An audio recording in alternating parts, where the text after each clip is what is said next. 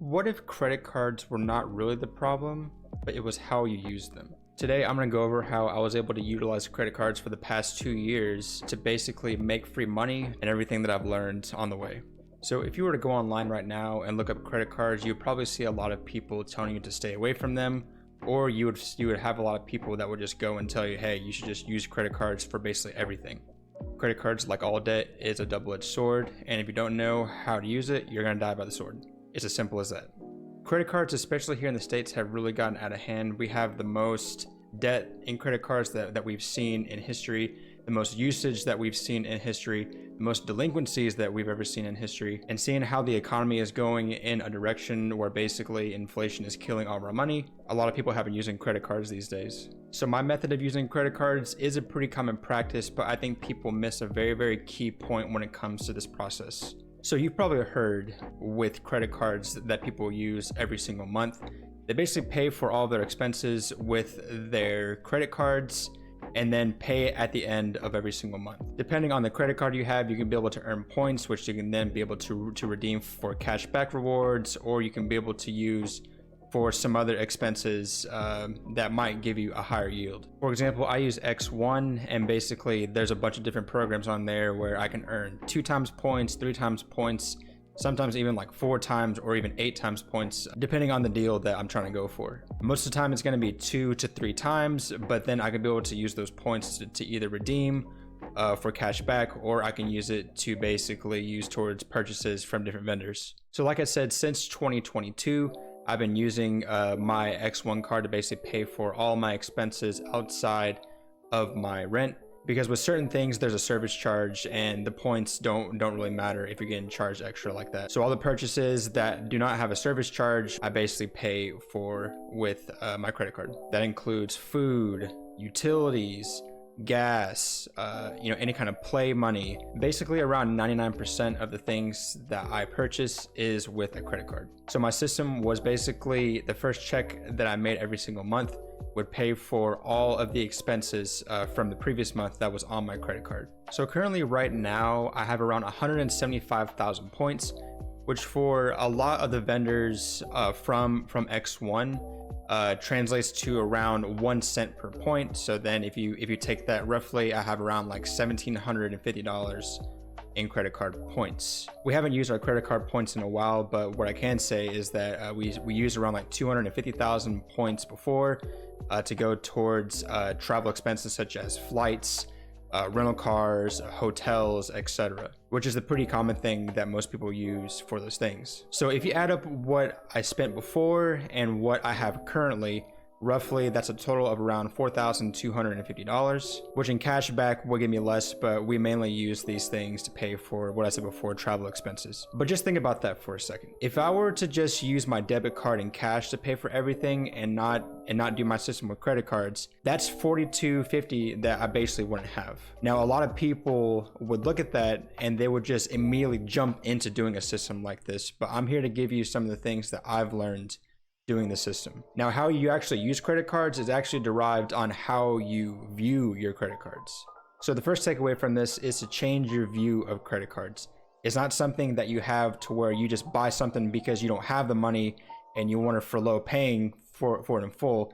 It's to use it as a tool for you to be able to leverage the debt for your actual benefit. Looking at the amount of credit card debt in the States, it's safe to say that people just use credit cards because they don't have money. They want to basically delay them having to pay the full amount for something. So the easiest solution would be for them is to just buy it on credit. Because for a lot of people, it's easier to make a minimum monthly payment of like 25 to like $50 than to have a whole $1,000 to like $2,000 when they want to purchase something. I would say when you quit viewing it that way and actually view it as a tool, then that's how you're able to get to that next level with credit cards.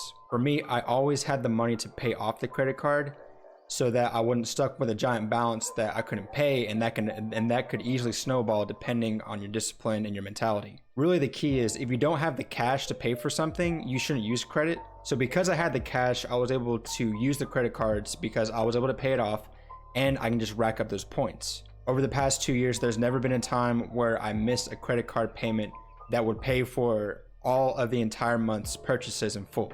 And to the people that say that credit cards are basically the enemy and that they shouldn't be used at all, I get it if you have a problem with the second takeaway, which is your discipline. See, once you view credit cards the correct way, that's just half the battle. The second part of it is the discipline aspect. That's knowing that you are using it for a specific purpose and that you have to stay within the guardrails of that. Because using credit can get out of hand. I mean, you know, we just talked about how much credit card debt we have here in the States, and people just use credit like it's no one's business, and they're stuck with all this credit card debt. And a lot of people just don't care about it. They just let the debt just be where it's at and they don't care about it. You basically have to always pay off your credit card when you can, otherwise it can snowball out of control. And just like what Caleb Hammer says, you might not be a credit card person. If you're not utilizing credit cards the correct way, the credit cards are basically a detriment to your wealth building. It's also a gateway to bad habits, which is very hard to break. So those are basically my two takeaways from this. You gotta learn to view credit cards the correct way, and you have to be disciplined every step of the way. And I guarantee you that if you're able to master both of these, then you're really going to step it up with your credit card game. Now for me, I only have one credit card, but there are a lot of credit card choices out there that can probably offer better benefits than mine. I just like mine, you know, I don't wanna have too many of them.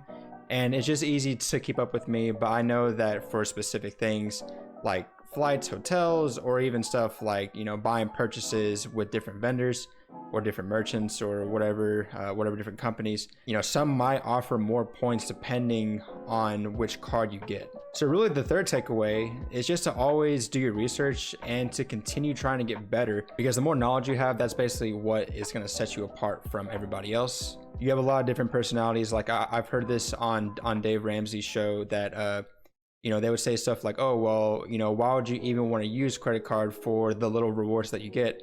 But I would argue that if you have a good system and if you're able to pay it off, you're leveraging the debt, you're getting the free points, and it's basically free money. Like it's something that takes a lot of discipline. The argument against credit cards, I definitely see if you're not a credit card person. And I know that a lot of people that try to steer people away from credit cards are definitely in the camp that most people just don't know how to handle them. They don't have enough information on them. They definitely don't have discipline on them. And they end up spiraling out of control, and they're not really utilizing it the correct way. But I can tell you from experience, you know, I haven't been in real credit card debt my entire life. I've always paid off my credit cards on time. I paid them off in full. And since I was able to utilize them for the past 2 years to start doing the points, I've never had a time where I couldn't pay off my credit cards. And if things happened where I couldn't pay them off, then yes, I would stop using them, because then I wouldn't be getting the benefit of them. They would only be a detriment to me. They would be a liability to me. I'm going to continue to be using credit cards for the rest of my life, and I'm hoping to be able to pay for a lot of trips and a lot of things with my points. And that's never going to change, because my discipline's never going to change. I'm always going to be doing the same thing. Stick to your systems, stick to your positioning, like what we've been saying. If things change, you're going to have to adjust, but credit cards are the way to go if you know how to use them. Just to reiterate, change the way you view them. Don't see them as something, well, I can buy these things because I have a credit card. View it as a tool to leverage the debt, which you can already pay off, because like what I said before, you should always have the cash to pay off your credit card. If you do that, you'll be able to leverage the debt, get the points, and just watch the money start flowing in. Always stay disciplined, always stay informed, always make sure that the debt doesn't own you, but you own the debt. Always do your own research, always understand your risk, and always understand that you have the power to change whatever you have going on in your life to a certain extent. And there's things out there that are offered that can really, really set you apart from other people. You just gotta know how to use them. With that being said, if you enjoyed this video, please be sure to like, share, subscribe. My name is Ryan. We'll see you later.